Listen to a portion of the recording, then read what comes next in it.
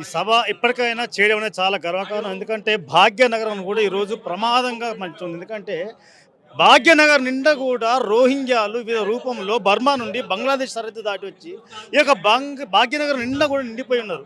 హిందువులు కూడా ఈ రాష్ట్రం లోపల పూర్తి స్థాయిలో చాలా ప్రమాదంతో కూడి ఉన్నారు. కాబట్టి ప్రభుత్వం ఎన్నిసార్లు ఈ ప్రభుత్వానికి సాక్ష్యాధారాలతో సహా వారి యొక్క రోహింగ్యాల వీడియోలు వాళ్ళతోటే నిజాలు చెప్పించినప్పటికీ కూడా అవన్నీ కూడా వివిధ ఎలక్ట్రానిక్ మీడియాలో కూడా ప్రచురితమైనప్పటికీ కూడా ఇక ప్రభుత్వం స్పందిస్తలేదంటే ఈ ప్రభుత్వం ఇక భారతదేశాన్ని ఏ రకంగా ప్రమాద స్థాయికి తీసుకెళ్తామో అర్థం చేసుకోవచ్చు.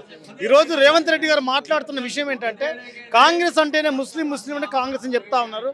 సరే ఓకే, మీరు కాంగ్రెస్ ముస్లిం కావచ్చు, కానీ ఏదైతే ఈ దేశం ఉన్న ముస్లింలను మీరు దగ్గర తీసుకున్న అంతే తప్ప ఎక్కడి నుంచో బంగ్లాదేశ్ నుంచి వచ్చి బర్మా నుంచి వచ్చి ఈరోజు దేశం అంతా కూడా విస్తరించి ఈ దేశాన్ని వాళ్ళు హస్తగతం చేసుకున్నటువంటి పరిస్థితి వస్తూ ఉంది. ఈ దేశంలో భవిష్యత్తు లోపల దాడులు జరిపి ఈ దేశంలో హిందువుల యొక్క అస్తిత్వాన్ని నాశనం చేసినటువంటి పరిస్థితి వస్తూ ఉంది. మొన్నటికి మనం కూడా కేరళలో చూడవచ్చు. కేరళలో కూడా అడుగడుగున కూడా మరి ఈ యొక్క రోహింగ్యాలు చొచ్చుకొని ఉన్నారు. ఎన్నోసార్లు కూడా ప్రభుత్వానికి చెప్పినప్పుడు ప్రభుత్వం స్పందించకపోయిన తర్వాత హిందువులే నేరుగా వెళ్ళి ఆ యొక్క రోహింగ్యాల యొక్క అడ్రస్లు కనుక్కొని వారి యొక్క ఆధార్ కార్డు కూడా తీసుకొచ్చి బయట తీసుకొచ్చి వారందరూ బయట పెడతా ఉన్నారు. కానీ ప్రభుత్వాలు ఏక అక్రమంగా వచ్చి రోహింగ్యాలను పంపించడం మానేసి ఎవరైతే రోహింగ్యాలు ఇక్కడ ఉన్నారని చెప్పి గుర్తించి చెప్తా ఉన్నారో అలాంటి వారి మీద కేసులు పెట్టే ప్రయత్నం చేస్తూ ఉన్నారు. దయచేసి ఏ పార్టీ అయినప్పుడు కూడా గుర్తుపెట్టుకోవాలి, మనదంతా భారతదేశము, ఇది మన ఇల్లు లాంటిది. వాడు ఎవడో పరాయి వాడు, మన వంట పడని వాడు, మన శత్రువు మన ఇంట్లోకి వస్తే ఈరోజు నా ఒక్కరికే కాదు ప్రమాదము, భవిష్యత్తులో మీకు కూడా ప్రమాదమే. ఆ విషయాన్ని మర్చిపోయి ఈరోజు దుర్మార్గంగా మీ యొక్క స్వార్థం కోసం ఈరోజు ఇలాంటి ఏదైతే నీచమైన పని చేస్తూ ఉన్నారో భవిష్యత్తు లోపల మీరు చాలా ఈ యొక్క ప్రజల యొక్క ఆగ్రహానికి గురవుతారు. గుర్తుపెట్టుకోండి. ఇప్పటికైనా మీరు చేసిన తప్పును గ్రహించండి. ఎందుకంటే గతంలో బీఆర్ఎస్ ఎమ్మెల్యే డైరెక్ట్ యొక్క రోహింగ్యాలను కూర్చోబెట్టి మిమ్మల్ని ఈ దేశం నుంచి పంపించడం ఎవరి చేత కాదు, ఎవరి తరం కాదు. ఒకవేళ ఈ ప్రభుత్వం కనుక మిమ్మల్ని ఈ దేశం నుంచి పంపిస్తే మీతో పాటు మేము బయటకు వస్తాం తప్ప మిమ్మల్ని ఈ దేశం నుంచి బయటికి పోనీయమెట్టిపోతామని చెప్పేటువంటి ఎమ్మెల్యేలు మనం చూసాము. అంటే వీళ్ళు ఈ దేశం గురించి ఏం చెప్పాల్సుకున్న సమాజానికి ఒక్కసారి ఆలోచించాలి. ఎందుకంటే మిత్రులారా, ఈరోజు లవ్ జిహాద్ పేరుతోటి మన హిందువుల అమ్మాయిలు గురై వాళ్ళతో వెళ్తున్నారు. లవ్ జిహాద్ పేరుతోటి అమ్మాయిలు చాలామంది హిందూ అమ్మాయిలు బలైపోతూ ఉన్నారు.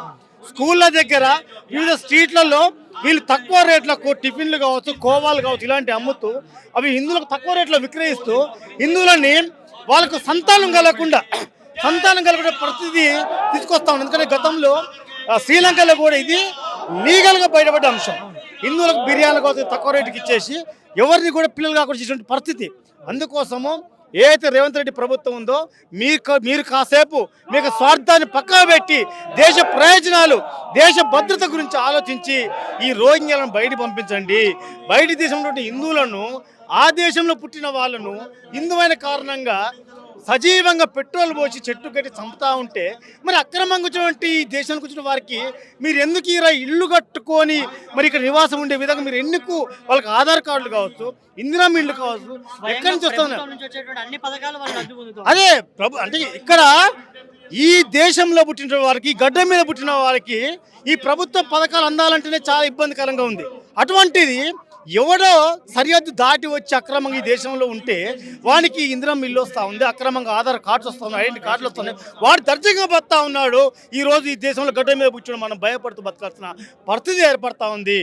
కాబట్టి ప్రభుత్వము ఎందుకంటే ఈ ప్రభుత్వానికి రోహింగ్యాలు ఇక్కడ ఉన్న విషయం తెలియక కాదు, మొన్న కూడా ఈ యొక్క సభకు పర్మిషన్ రాకపోతే వీళ్ళందరూ కూడా కోర్టుకు వెళితే ఈ ప్రభుత్వం కోర్టుకు చెప్పిన అంశం ఏంటంటే ఏదైతే సభ నిర్వహిస్తానో సభకి కొద్ది దూరంలోనే రోహింగ్యాల యొక్క ఇండ్లు ఉన్నాయని చెప్పేసి వీళ్ళు కోర్టుకు చెప్పడం జరిగింది.